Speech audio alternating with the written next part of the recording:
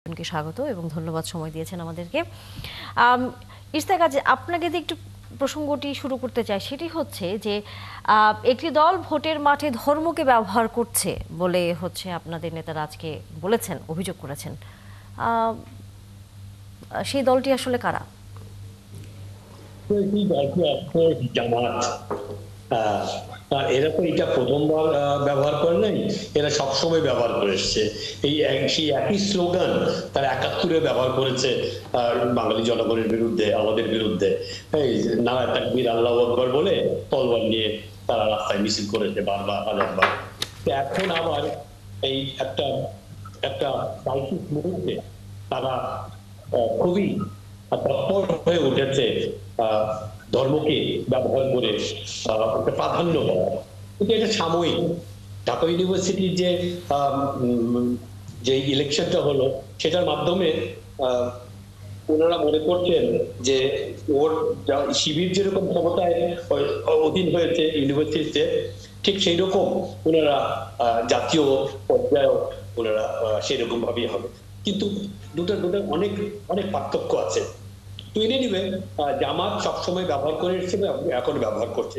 যে সমস্ত কথাগুলো বাজারে খুব বেশি এখন শোনা যায়, রিপিট করছে সবাই, যে পূজা আর রোজা একই পর্যায়ে। জামাতকে ভোট দিলে, ভোট দেওয়ার মাধ্যমে বেহেশতের টিকিট কেনা হচ্ছে, কিনতে পারবেন আপনারা। তো এই যে সমস্ত ধর্মকে ব্যবহার করে আমাদের এই ধর্মভীরু মানুষদেরকে ভয় দেখিয়ে যেই রাজনীতির খেলা তারা খেলছে, এটা তো স্পষ্ট। কিন্তু একটা জিনিস তারা বুঝতে পারছে না, যে তারা ৭১-এর পরাজিত শক্তি, এবং আমরা ফোন করে বলতে পারি যে এইবারও তারা খুবই ক্যান্ডিডলি ওনারা এইবার আবারও নির্বাচনে তারা ভীষণভাবে পরাজিত হবে ইনশাআল্লাহ। আমাদের দেশবাসী তারা সবই জানে, সবই বোঝে, এবং তারা ঠিক জায়গায় ঠিক সময়ে ভোট দেবেন। আর আমাদের এই আজকে যে এই যে জন্য সারা দেশ আজকে একটা পর্যায়ে আছে, আমাদের নেত্রী খালেদা জিয়ার জন্য, এটাও একটা বিরাট একটা এফেক্ট করবে রাজনীতির উপরে। সেই কারণে হয়তো তারা বলবে যে নির্বাচন জানি পেছানো হয়। সেই প্রসঙ্গে হয়তো আমরা আলোচনা করতে পারি পরবর্তীতে, যেহেতু ব্যারিস্টার আবু বকর আছেন। ধর্মকে ব্যবহার করে জামাত রাজনীতি করছে, এই অভিযোগ করছেন বিএনপির নেতারা। আপনাদের কাছে আসলে এটাই প্রশ্ন, যে আপনারা কি ধর্মকে ব্যবহার করে রাজনীতি করছেন? ধন্যবাদ। দেখুন, এগুলো রাজনৈতিক প্রতিপক্ষকে ঘায়েল করার জন্য সার্বত্যাহীন রাজনৈতিক অভিযোগ, যার কোনো বাস্তবতা নেই। জামাত ইসলামী ধর্মভিত্তিক, ধর্মীয় আদর্শকে কেন্দ্র করে রাজনীতি করে। এখানে সাইফুল হক সাহেব আছেন, ওনারা কমিউনিস্ট আদর্শ কেন্দ্রিক একটা রাজনীতি করে। জামাত ইসলামী ধর্ম একটা আদর্শ হতে পারে, এবং এই আদর্শের ভিত্তিতে দেশ, সমাজ, রাষ্ট্র চললে সমাজ এবং রাষ্ট্রের জন্য কল্যাণকর। এই আদর্শটাকে ভিত্তি করে দল পরিচালনা এবং ক্ষমতা আসলে ইসলামী মূল্যবোধ, ধর্মীয় মূল্যবোধের বিকাশ, প্রসার ঘটানো হবে। এটি জামাত ইসলামী বলছে, এটি জামাত ইসলামের আদর্শ। এটি শুধুমাত্র ভোটের সময় করে না। যেমন ভোটের সময় উনি যেই দলকে প্রতিনিধিত্ব করে তারা খুব ধার্মিক হয়ে যায়, মাথায় টুপি পরা শুরু করে, পাঞ্জাবি পরা শুরু করে, অর্থাৎ ধর্মপ্রিয়, ধর্মপ্রাণ জনগণকে প্রবোধ দেওয়ার চেষ্টা করে। তাহলে ধর্মকে ব্যবহার তো ওনারা করছেন। ওনারা যদি ধার্মিক হয়, পুরো বছরই ধার্মিক থাকবেন, পুরো 5 বছরই ধার্মিক থাকবেন। কিন্তু জামাত ইসলামী ধর্মীয় আদর্শ প্র্যাকটিস করে শুধুমাত্র নির্বাচনের সময় নয়, পুরো 5 বছর দলের ভিতরে, দলের বাহিরে, অর্থাৎ সিনসিয়ারলি ধর্মকে আদর্শ হিসাবে বিশ্বাস করে জামাত ইসলামী, এবং তারা মনে করে এই ধর্মীয় আদর্শের মধ্যে মানুষের কল্যাণ রয়েছে। বাট জামাত ইসলামী ধর্মীয় আদর্শটি অনেকটা মডারেট, অনেকটা প্র্যাগমেটিক, এবং সোসাইটির প্রয়োজনকে সামনে রেখে, which is adaptable with the modern times. So Jamaat Islami এই যে ধর্মীয় আদর্শ কেন্দ্রিক যে রাজনীতি, এটিকে ধর্মকে ব্যবহার করে রাজনীতি, এই কথাটি বলা যায় না, বরং বিএনপিকে বলা যায়, অন্য দলকে বলা যায়। মানে অমুক আদর্শের মালিক মানে তুই আল্লাহ, অর্থাৎ আমাদেরকে ভোট দিলে আল্লাহ খুশি হবে, অর্থাৎ আমরা মানে মানে আমরা ক্ষমতায় আসলে মানে এটা করব সেটা করব, ধর্মের এটা হবে সেটা হবে, ধর্মের এটা করেছি সেটা করেছি, এবং আমরা বেশি ধার্মিক, ওরা এই ধরনের কথাবার্তা বলে যারা নিজেরা ধর্ম প্র্যাকটিস না করে নির্বাচন আসলে ধার্মিক সাজে, তারাই মূলত তাহলে আপনি বলতে চাচ্ছেন যে আসলে নির্বাচনের সময় আসলে রাজনৈতিক দলগুলো ধর্মকে আসলে ব্যবহার করে, সেই হিসেবে অন্যান্য রাজনৈতিক দলগুলো এই ধরনের চর্চার মধ্যে আছে। সাইফুল হক, আপনি আছেন, আপনিও কি তাই মনে করেন?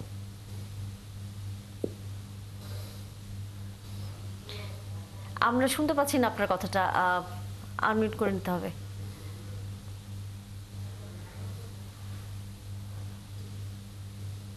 বলছি আমাদের এখানে আমাদের রাজনৈতিক সংস্কৃতি হচ্ছে যে ধরুন ধর্মকেন্দ্রিক যে রাজনীতি, এটা তো আমাদের, এটা আজকে না, এটা বহুদিন ধরে এটা আছে। কোন দল ধরেন ধর্মীয় আদর্শে বিশ্বাস করতে পারেন, কোন দল গণতান্ত্রিক আদর্শে, কোন দল সাম্যবাদী আদর্শে বিশ্বাস করতে পারেন। বিশ্বাসের ক্ষেত্রে তো কারো কোনো জবরদস্তি নেই, কথা কোনো বল প্রয়োগের জায়গা নেই। আর তার ফিলোসফিক্যাল আন্ডারস্ট্যান্ডিং, পলিটিক্যাল আন্ডারস্ট্যান্ডিং, এই জায়গা থেকে তার সমাজ ভাবনা, তার অর্থনৈতিক চিন্তা, ভবিষ্যৎ নিয়ে চিন্তা, এটা তো একটা বহুত্ববাদী সমাজে নানা অংশের মানুষ এটা নিয়ে চিন্তা করবেন। এবং আমরা বহু দশক ধরে পরস্পর নানা এরকম একটা বহুত্ববাদী সমাজে নানা চিন্তা, মতাদর্শ, ইডিওলজি, সংস্কৃতি নিয়ে কিন্তু আমাদের বসবাস। এবং এটা আবার আমাদের শক্তির কিন্তু একটা বড় একটা জায়গা। মানে সমস্যাটা হয়েছে যে যখন আপনি বিশেষ করে নির্বাচনের সময় যে কোনোভাবে নির্বাচনী বৈতরণী পার হবার জন্য যখন আপনি মানুষের ধর্ম অনুভূতিকে, যখন আমি পবিত্র ধর্মগ্রন্থ ছুঁয়ে আর যখন আমরা শুনতে পাই যে বিভিন্ন দলগুলো তারা যখন শপথ গ্রহণ করান, মসজিদে যে আমরা শুনতে পাই শপথ গ্রহণ করেন, বাড়ি বাড়িতে যে প্রচার করেন, বিশেষ দল বা মার্কাকে ভোট দিলে সরাসরি ধরুন বেহেশতে যাওয়া যাবে, ইত্যাকার হাজারো ধরনের যে প্রচারণা, যেটা একটা রাজনৈতিক চেহারা দেয়। মানে পবিত্র ধর্ম অনুভূতিকে আপনি আপনার নির্বাচনে বিজয়ের জন্য মার্কায় ভোটটা যাতে পড়ে, সেই জায়গাকে আপনি যখন ব্যবহার করেন, তখন এটা ধর্মের যে রাজনৈতিক ব্যবহার, এবং এটা আপনি এমন সব কথা হাজির হন যেটা সাধারণ যুক্তি বুদ্ধির মধ্যেও যারা সাধারণ ধর্মপ্রাণ মানুষ তাদেরকে এটা আঘাত করে। যারা সাধারণ ধার্মিক মানুষ, ধর্মপ্রাণ মানুষ, তাদেরকে এটা কিন্তু আঘাত করে এটা। এবং নির্বাচনের সময়কালে আমি দেখি যে মসজিদে যাওয়া, টুপি পরা, অথবা ধরুন পাঞ্জাবি পরা, ধর্মীয় বিভিন্ন ধরেন বয়ানগুলো বলা, বক্তৃতার মধ্যে মশলা এগুলো হাজির করা, এগুলো আমাদের এখানে বেড়ে যাচ্ছে। এটা ধরুন জামাত বা যারা ধরুন ধর্ম আদর্শ ভিত্তিক দল, তাদের তো এটা একটা রেগুলার চর্চার মধ্যে। এর বাইরেও অন্যান্য প্রায় বলতে পারেন অনেক রাজনৈতিক দলে এগুলো ব্যবহার করে। নির্বাচন কমিশনের দিক থেকে মানুষের ধর্ম অনুভূতিকে আপনি কোন লেভেল পর্যন্ত ব্যবহার করতে পারবেন, কোনটা ব্যবহার করলে আচরণবিধি লঙ্ঘন হবে, এ ব্যাপারে সম্ভবত কিছু নির্দেশনার কথাটা আছে। এটা শুধু বাংলাদেশে না, পৃথিবীর আরো বহু দেশে এরকম, ভারতে আছে না, বা পৃথিবীর বহু দেশে এগুলো আছে না, পাকিস্তানে আছে না। তো ফলে এগুলো পৃথিবীর বহু দেশে এটা আছে। এখন মানুষ, এখন এটা তখন আসে মানুষকে যদি আপনি সঠিক তথ্য যদি পৌঁছাতে পারেন, জ্ঞানের আলোক যদি আপনি পৌঁছাতে পারেন, তুল্য মূল্য মানুষ যখন যাচাই করতে পারে, কালো সাদার মধ্যে যখন পার্থক্য করতে পারে, কোনটা সে ধর্মকে নামাতে নামাতে কোথায় নামিয়ে নিয়ে আসছে, একটা বিশেষ দল, বিশেষ মার্কা, বিশেষ প্রতীক, এটা যখন ধর্মের যখন একজন এজেন্সি তারা যখন ধারণ করেন, তখন সাধারণ ধর্মপ্রাণ মানুষ, ধর্মের মানুষকে এটা আঘাত করে, তখন মানুষ এটা নিয়ে উদ্বিগ্ন হয়, আতঙ্কিত হয়।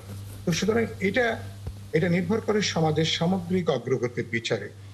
সমাজ যদি শিক্ষিত হয়, বিবেচনার কাজ করে, আপনার কাছে আমার যে প্রশ্ন সাইফুল হক, সেটা হচ্ছে যে আমরা দেখছি এবং বলা যায় যেটি আসলে জামাত ইসলামের পক্ষ থেকে ধরনের একটি ঘটনা, এটি সাধারণ মানুষকে কিছুটা হলেও কিন্তু ভাবিয়ে তুলেছে।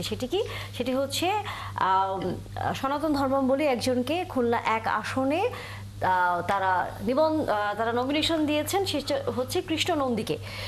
যেটি বলা হচ্ছে যে অন্য ধর্মের মানুষদেরও এবার জামায়াত ইসলামী তাদের পক্ষে ভোটটি নেবার ক্ষেত্রে এক ধরনের কৌশলগত অবস্থান নিয়েছে।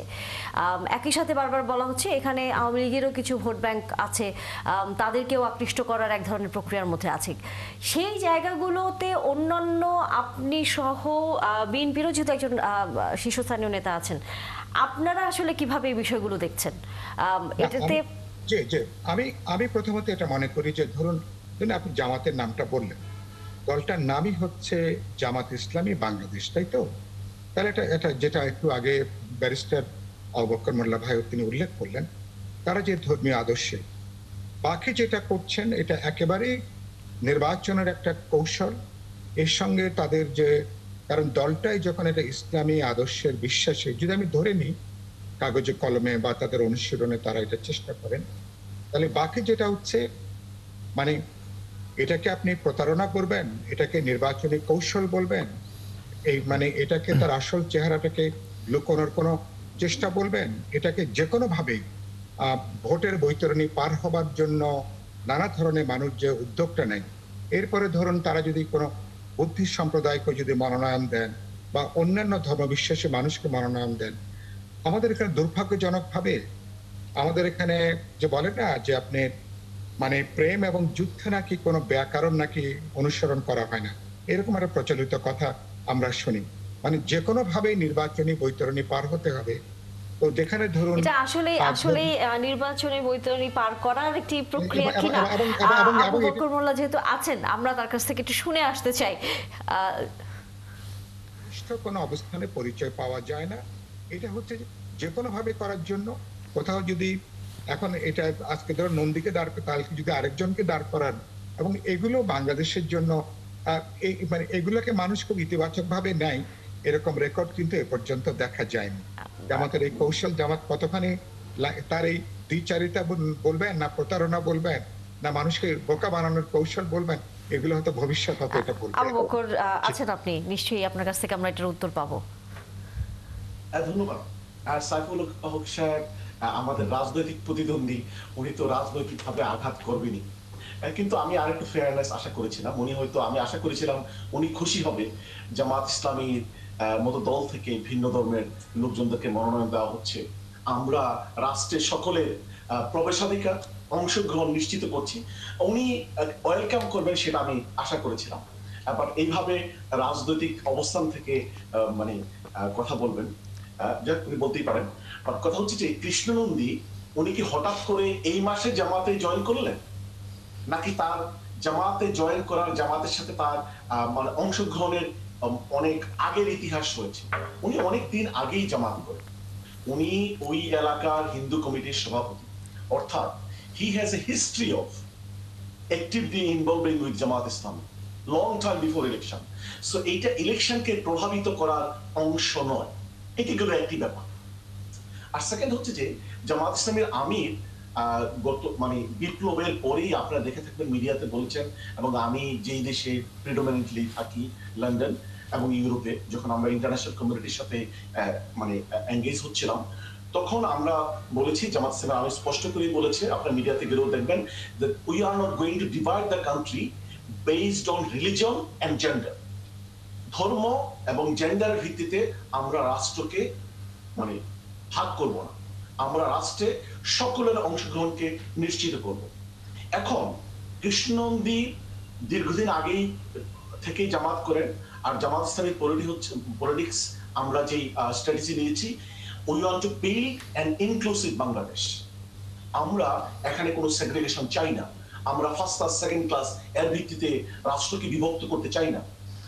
এখন যেহেতু এটা আমাদের পলিটিক্যাল আদর্শ যে আমরা ইনক্লুসিভ বাংলাদেশ দেখতে চাই, আমরা একটি প্লুরালিস্টিক বাংলাদেশ দেখতে চাই, আমরা হিন্দু বৌদ্ধ খ্রিস্টান সবাইকে নিয়ে সকলে মিলে একটি বাংলাদেশ করতে চাই। হ্যাঁ, we are a democratic political organization, our party ideology is mainly rooted in Islamic values, that is true.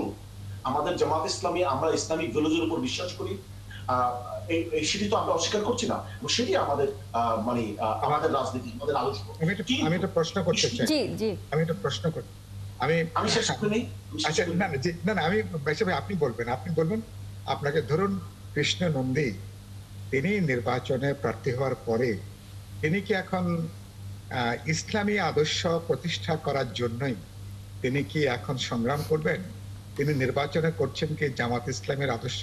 তাহলে কি কৃষ্ণ নন্দী তার যে সনাতন ধর্ম সেই ধর্মের অবস্থান কি? তিনি কি সেই ধর্ম পরিত্যাগ করছেন? তিনি কি নতুন কোন নাম গ্রহণ করছেন, নাকি তিনি ইসলামী আদর্শ প্রতিষ্ঠা করবার জন্য? তো তাকে আপনারা একটা বড় বিপদের মধ্যে ফেলে দিচ্ছেন না?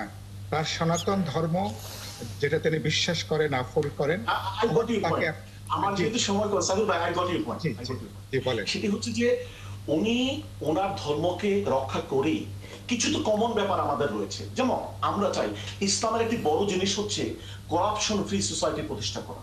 এখন এই আদর্শের ভিত্তিতে যদি একজন হিন্দু, বৌদ্ধ, খ্রিস্টান আমাদের সাথে একমত হয়, যেটা ইসলামিক ভ্যালুস, সেটার সাথে যদি একমত হয়, এই কমন ভ্যালুজের ব্যাপারে আমরা একমত হতে পারি। সমাজে ন্যায় বিচার প্রতিষ্ঠা করতে হবে, রুল অফ ল প্রতিষ্ঠা করতে হবে। ইসলামের অন্যতম বড় আদর্শ হচ্ছে সমাজে আইনের শাসন এবং সুবিচার প্রতিষ্ঠা করা, এবং এর জন্যই রাসূলকে পাঠানো হয়েছে।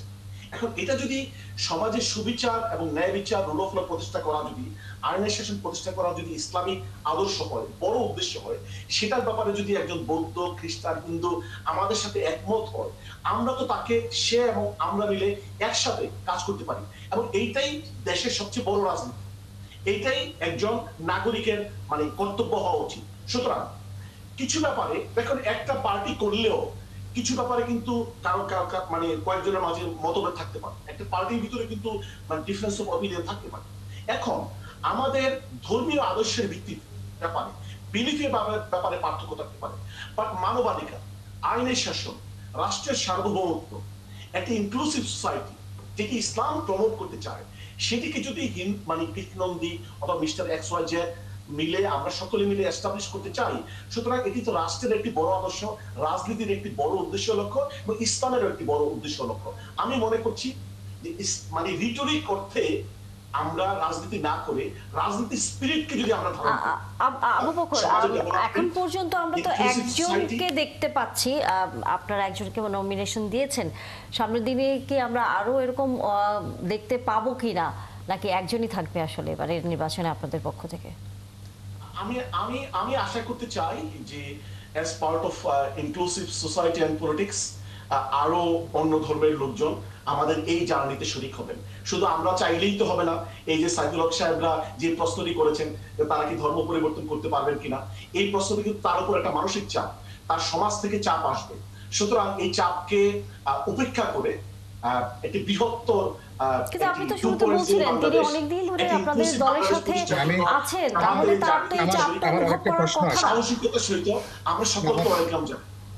আমার আরেকটা প্রশ্ন আছে যে আবু বকর ভাই, আপনি যেটা বললেন, আমি আপনার আর্গুমেন্টটা যদি ধরি, একটা ইনক্লুসিভ সমাজ করতে চান, অনেকগুলো কমন প্যারামিটার আছে গণতন্ত্রের প্রশ্নে, সুবিচারের প্রশ্নে, ন্যায় বিচারের প্রশ্নে, উন্নয়নের প্রশ্নে। যদি এরকম এই প্যারামিটারটাই যদি প্রধান আপনাদের বিবেচনা হয়, তাহলে দলটার নামটা পরিবর্তন করে জামাত ইসলামের পরিবর্তে তাহলে আপনারা এরকম একটা ইনক্লুসিভ সমাজকে ধারণ করে, সমাজের সকল অংশকে ধারণ করে, মানে চিন্তার দিক থেকে, আইডিয়ার দিক থেকে, সাংস্কৃতিক ভাবে সেরকম একটা নাম কেন আপনারা গ্রহণ করছেন না? মানে আপনি তো আজকে কৃষ্ণ নন্দীকে আপনি এটা ধর্ম সংকটে আপনি ফেলছেন, কৃষ্ণ নন্দীকে ধর্ম সংকটে ফেলছেন। যদি আপনাদের দলে যদি কোনো হিন্দু শাখা থেকে থাকে, তাদেরকে আপনি বিরাট একটা ধর্ম সংকটের মধ্যে কিন্তু ফেলে দিচ্ছেন, তাকে আপনি বিরাট দ্বিধা দোলাচলের মধ্যে তাকে ফেলে দিচ্ছেন। এখন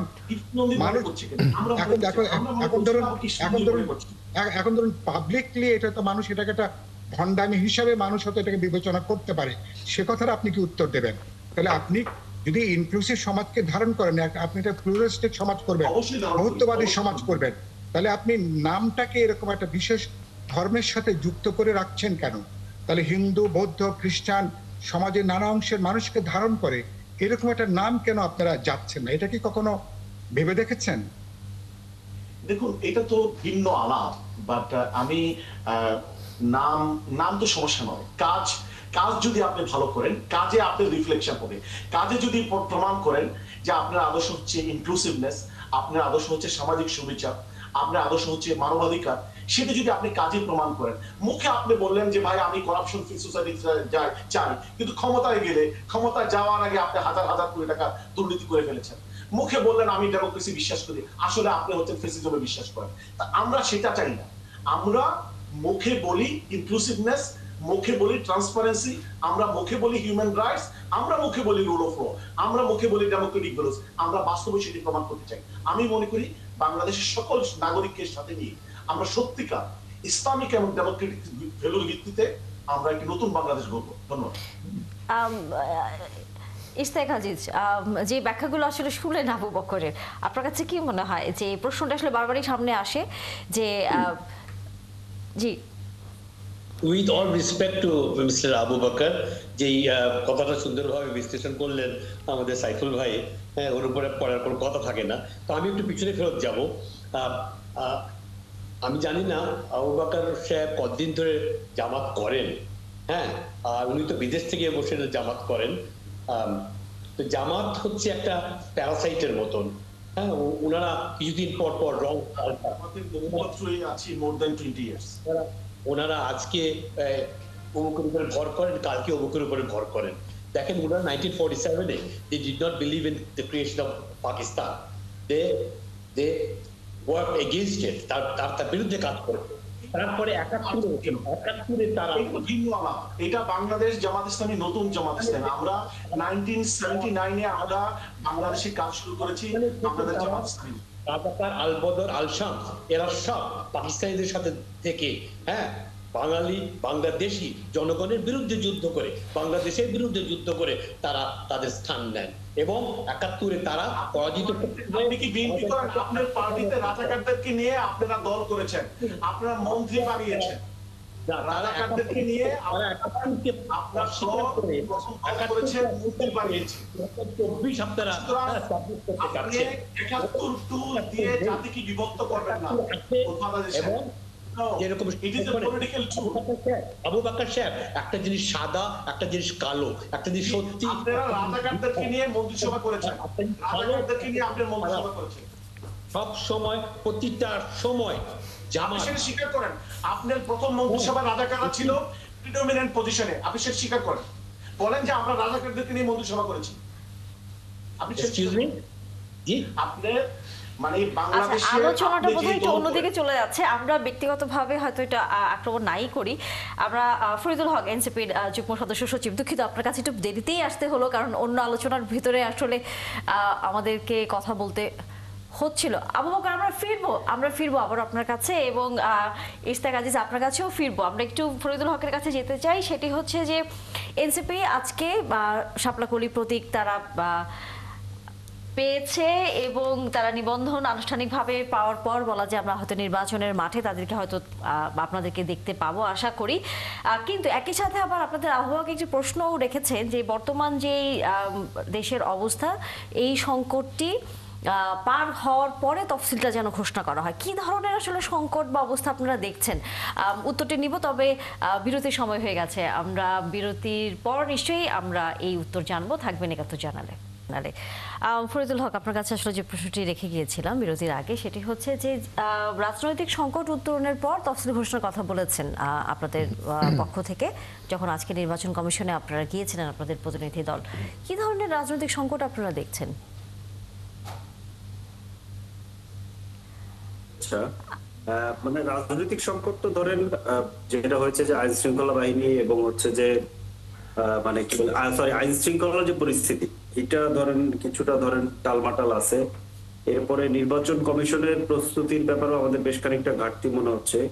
ইন দ্য মিন টাইম ধরেন বেগম খালেদা জিয়ার অসুস্থতা আমাদেরকে, আমি মনে করি বেগম খালেদা জিয়া একটা রাজনৈতিক দল কিংবা একজন ব্যক্তির ব্যাপার না, উনি আমাদের মানে একদম ন্যাশনাল ঐক্যের একটা জায়গাতে এই মুহূর্তে উনি অবস্থান করছেন।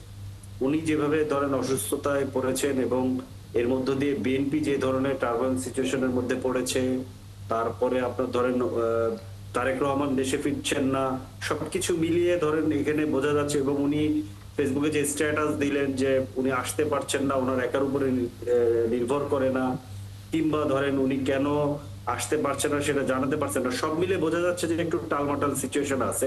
তো আমাদের কাছে যেটা মনে হয়, আমার কাছে ব্যক্তিগতভাবে যেটা মনে হয় যে নির্বাচন কমিশন অলরেডি দলগুলোর সাথে সংলাপ করেছে। এখন সরকারের পক্ষ থেকে উদ্যোগ নিয়ে যদি এইখানে দলগুলোর সাথে ধারাবাহিকভাবে সংলাপ করা হয় যে কি পরিস্থিতি হলে নির্বাচন তফসিলটা ঘোষণা করা যাবে, এটা 2-4 দিনেই করা সম্ভব।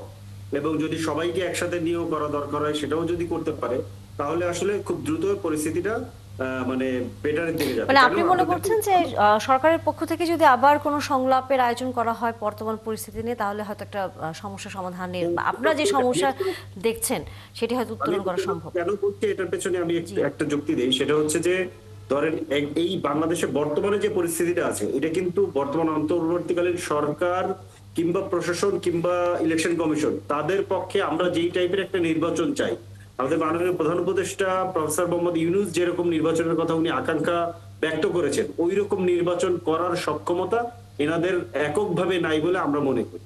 তো সেই জায়গা থেকে রাজনৈতিক দলগুলো সহ অন্যান্য স্টেক হোল্ডাররা যদি সবাই আমরা একত্রে সহযোগিতা না করি, এবং বিশেষত রাজনৈতিক দলগুলো যদি আমরা একটা ফেয়ার প্লে রুল সেট করতে না পারি, রুল সেট করতে না পারলে যেটা হবে যে আপনারা দেখেছেন যে নির্বাচনী গণসংযোগ হচ্ছে, গণসংযোগের ভেতরে দুই দলের ধরেন সশস্ত্র মহড়া হচ্ছে, গোলাগুলি হচ্ছে, নির্বাচনী গণসংযোগের মধ্যে প্রার্থীদের উপরে হামলা হয়েছে, প্রার্থী গুলিবিদ্ধ হয়েছে, এরকম ঘটনাও ঘটেছে। বিভিন্ন জায়গাতে ধরেন আমার নিজের যে এলাকা খুলনা সদরে, সেখানে গত 16 মাসে 50-এর উপরে মার্ডার হয়েছে, যদিও এটার বেশিরভাগই গ্যাং ওয়ার। কিন্তু এই পরিস্থিতিগুলোকে তো আপনার মানে একটা জায়গাতে আনতে হবে, না হলে আপনি আসলে কিন্তু যেরকম নির্বাচন আমরা করতে চাই ওরকম নির্বাচন করতে মানে পারবেন না। আপনারা আস্থা পাচ্ছেন না দল হিসেবে আমাদের যে কাছে মনে হয় এটা অনেকেরই এই আস্থার সংকটটা আছে। আমি মনে করি সরকার যদি এটা সবাইকে নিয়ে উদ্যোগ নিয়ে বসে এবং এই আলাপগুলো হয়, তাহলে যেটা হবে যে আমরা সবাই মিলে একটা ফেয়ার প্লে রুল সেট করতে পারবো। আমাদেরকে আসলে রাজনৈতিক দলগুলোদের, বিশেষত যাদের পেশি শক্তি আছে, যারা শক্তি প্রদর্শন করতে পারে, বিএনপি এবং জামাত, তারা আসলে এসে আমাদেরকে অন্য রাজনৈতিক দলগুলোকে বলবে যে আমরা কোন ধরনের এখানে আনফেয়ার প্লে করব না, এবং হচ্ছে যে এবং নির্বাচনের লেভেল প্লেইং ফিল্ড কিভাবে হবে সেটা নিয়ে আমরা সবাই একমত হচ্ছে। আপনি খেয়াল করে দেখেন অলরেডি কিন্তু রিটার্নিং কর্মকর্তা নিয়ে একটা টানাটানি শুরু হয়েছে। আগের মতো ফর্মে রাখার চেষ্টা করা হচ্ছে, আবার বিএনপির পক্ষ থেকে বলা হয়েছে যে না, নির্বাচন কর্মকর্তাদেরকে দিতে হবে। আবার দেখা যাচ্ছে যে যেই নির্বাচন কর্মকর্তাদেরকে ওনারা চাচ্ছেন তাদের নিয়োগ হয়েছিল বিএনপির সময়, আবার ডিসিদের উপরে আস্থা রাখা যাচ্ছে না, কিংবা সিভিল প্রশাসনের উপরে আস্থা রাখা যাচ্ছে না। আবার আজকে আবার একটা রিট হয়েছে, বলছে যে নির্বাহী বিভাগের প্রভাব মুক্ত করতে হবে নির্বাচন কমিশনকে। সবকিছু মিলিয়ে কিন্তু ধরেন পুরো জিনিসটা এখনো মানে কি বলে যে এখনো আমরা ফুল সেটআপে আসতে পারিনি। তো ফুল সেটআপটা নিয়ে এবং এটা সেটআপটা করা আসলে মূলত আস্থার সংকট। এই আস্থার সংকটটা কাটিয়ে আমরা যদি তফসিলটাতে যাই তাহলে আরো বেটার হবে বলে আমরা মনে করি। রাজনৈতিক দলগুলোর এই আস্থার সংকট আসলে কিভাবে কাটাবে সরকার? ধন্যবাদ। প্রথমত তো আমি আমার ভাইকে কংগ্রাচুলেশন জানাতে চাই, আজকে ওনারা নিবন্ধিত হয়েছেন এবং প্রতীক পেয়েছেন, ওয়েল ডান। এত অনেক দিন পর্যন্ত এটা কথা হলো, আমরা সবাই এটার অপেক্ষায় ছিলাম, তো finally NCP has it and congratulations. আমি ভাই যা বললো, আমি অনেক কিছুর সাথে হয়তো একমত, এটা নিয়ে কোনো সন্দেহ নেই। ওনার মনে হতেই পারে যে ফেয়ার প্লে রুলস থাকা অবশ্যই দরকার। এবং দেখেন, আমরা 15 বছর এক ধরনের ইলেকশনের প্র্যাকটিসে আসছি যে কি করতে হয়, যে আপনার নিজের লোক দিয়ে বোঝানো, কিন্তু আসলে তো ইলেকশনের রুলস এটা না। ইলেকশনের রুলসটাই তো হচ্ছে একটা রেফারি থাকবে, একটা পলিটিক্যাল একটা বাঞ্চ অফ পিপল থাকবে, তাদের আন্ডারে এই ইলেকশনটা হবে। ভাই যে কথাগুলো বলছে ওগুলো সবই আলাপ করা যায়, কিন্তু এগুলো সব আলাপ করতে হবে ইলেকশন কমিশনের সাথে। ইলেকশন কমিশনার ইজ দ্য, কিন্তু ওনারা বলছেন যে এর মধ্যে যেহেতু কমিশন এক ধরনের আলোপ করে ফেলেছেন, এখন এই শেষ বেলার উদ্যোগটা সরকার নিতে পারে না। এই যদি সেরকম অবস্থা হয় সরকার অবশ্যই নেবে। সরকার তো বারবার এই ডিসকাশনগুলো হয়েছে। সাইফুল ভাইও বহুবার যমুনায় গেছে, ফরেন সার্ভিসে গেছে, এই ধরনের ডিসকাশনের মধ্যে কিন্তু আমরাও জড়িয়েছি। সো ডিসকাশন সামনেও হতে পারে, এটা এমন কোনো সমস্যা না। আমি অতটা খারাপ অবস্থা দেখি না আমার জায়গা থেকে, কারণ দুইটা জিনিস। একটা হচ্ছে যে আইন শৃঙ্খলা বাহিনী, আমরা লাস্ট 8ই অগস্ট প্রধান উপদেষ্টা যখন দায়িত্ব নিলেন তখন যে অবস্থায় ছিল, এবং দ্য ট্রান্সফরমেশন আজকে পর্যন্ত যেটা হয়েছে, রিমার্কেবল একটা ট্রান্সফরমেশন। আমি মনে করি সামনে আরও হবে, যেহেতু সশস্ত্র বাহিনীগুলো এটার সাথে জড়িত থাকবে। সো আমি অতটা ওয়ারিড না। আমি আগেও বা হয়তো 6 মাস আগে হলে আমিও অত কনফিডেন্সের সাথে বলতে পারতাম না, কিন্তু আমি এখন ফুল কনফিডেন্সের সাথে বলতে পারি আইন শৃঙ্খলা যথেষ্ট পরিমাণ ঠিক থাকবে।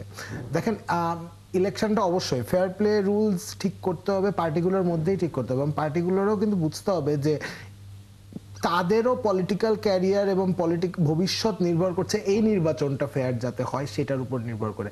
মানে কোনো প্রত্যেক পলিটিক্যাল পার্টির নিজ দায়িত্বে এই নির্বাচনটা ফেয়ার করতে হবে। কারণ আমরা দেখেন একটা গণ অভ্যুত্থান পরবর্তী অবস্থায় আছে, এটা সব সময় মানে আমি বলবো আমরা এক্সট্রিমলি লাকি যে আমরা এখনো পর্যন্ত একটা স্টেবিলিটি ভাবে বহুত আমরা আপনি ধরেন বামস অ্যান্ড রোডসের মধ্যে গেছি, কিন্তু আমরা একটা স্টেবল ভাবে গেছি, কিন্তু এটা অন্য রূপও নিতে পারতো। বিশ্বের অন্যান্য জায়গায় অন্য এক্সাম্পলও আছে এরকম, এটা কি রূপ নিতে পারে।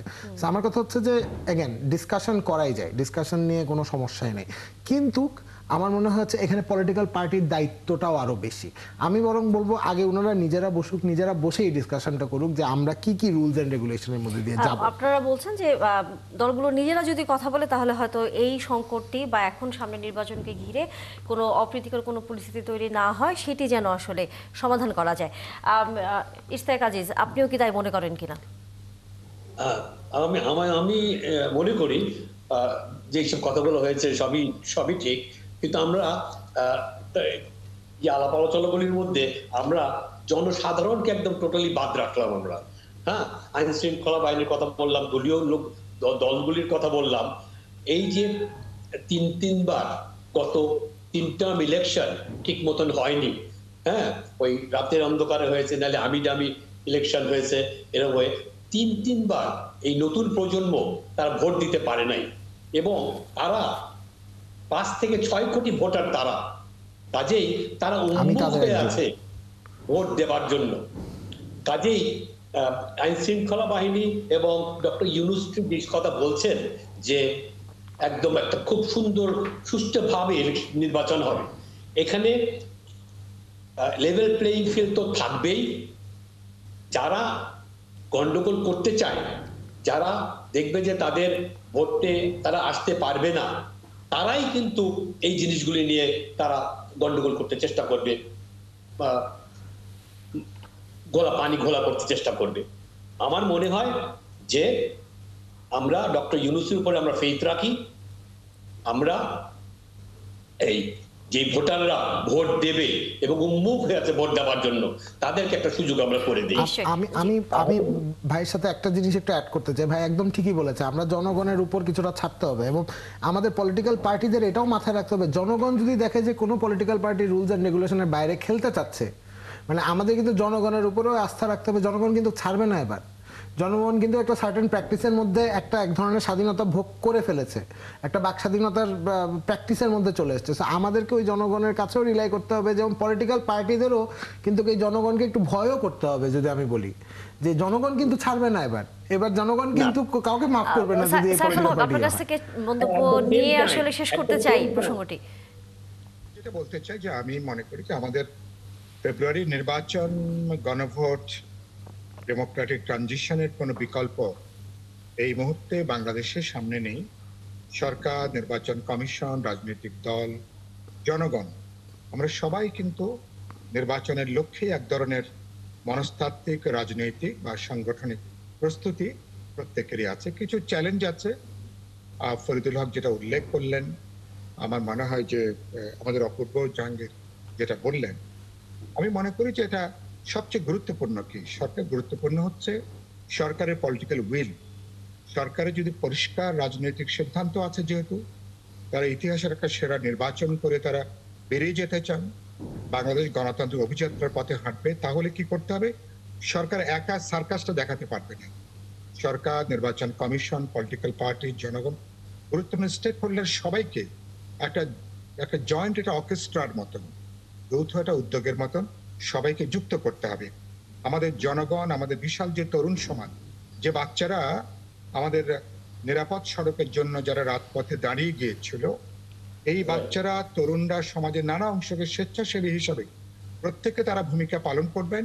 কেউ কোনো ফেয়ার প্লের বাইরে যে কেউ কোনো ব্যাড কোনো গেম কেউ খেলছে কিনা। সুতরাং এবার নির্বাচন কোনোভাবেই তর্কিত হবার প্রশ্ন নাই। নির্বাচন বিতর্কিত হলে পার্লামেন্ট বিতর্কিত হবে, পরবর্তী ইলেক্টেড গভর্নমেন্টও কিন্তু বিতর্কিত। অবশ্যই ঝুঁকিটা এটাই কিন্তু আসলে থাকবে। মূল আমরা কথা যে এবং যারা আগামী protected- নির্বাচন কোনোভাবেই যাতে বিতর্কিত না হয় সেই প্রচেষ্টাতেই আসলে থাকতে হবে সরকার, রাজনৈতিক দল এবং জনগণ সবাই নিশ্চয়ই এখানে একসাথে থাকবে। আজকে আলোচনা শেষ করতে হচ্ছে অনেক জি 1 মিনিটে আসলে মন্তব্যটা নিতে চাই। অনেক গোষ্ঠী, অনেক দল, অনেকেই বসে আছে কিভাবে এখানে গন্ডগোল সৃষ্টি করবে, তাতে তাদেরই লাভ কিন্তু বাংলাদেশের ক্ষতি। বাংলাদেশ পুরো পৃথিবী চায়, বাংলাদেশ চায় এবং বাংলাদেশের দরকার একটা স্থিতিশীল সরকার। অবশ্যই কাজেই কে অবশ্যই ক্ষমতায় আসবে সেটাই সেটা- আমরাও চাই, নিশ্চয়ই সামনের নির্বাচনে তাই হবে, আমরা সেই আশা রাখতে চাই। ধন্যবাদ আপনাদের সবাইকে যুক্ত হয়েছেন। আগামীতে আবারও নিশ্চয়ই আলোচনা হবে অন্য কোনো বিষয় নিয়ে।